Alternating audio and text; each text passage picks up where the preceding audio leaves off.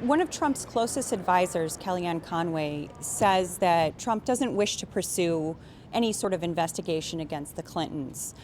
That comes on the heels of something that Trump himself said in a recent 60 Minutes interview, where he said that he has other things to focus on as the incoming president, and that the Clintons are basically good people. He seemed to be saying at that point that he was sort of willing to let it go. The Justice Department typically operates completely without influence of the White House or any administration officials.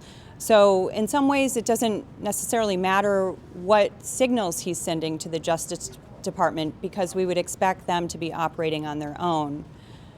But there's also another problem, and that's that the sort of lock her up chant became very popular during Trump's campaign. You heard it at almost every rally.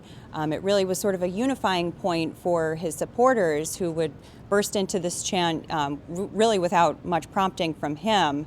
And we're already seeing early signs that there's some discomfort with the perception that he may be going back on his pledge to sort of doggedly pursue the Clintons. Well, the president-elect is clearly wrestling with how to deal with the media going forward.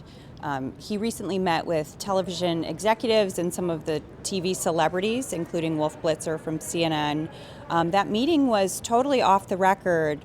So our account of what happened is coming from leaked sources inside the room. Not exactly the best way to understand what the president-elect is trying to communicate to the media at this point. I think it all depends on what comes out of these meetings. You know, it is very possible that Trump leaves the meetings and explains either on Twitter, perhaps in another video, to his supporters and others, or in some other manner that he was unhappy with how the meetings went.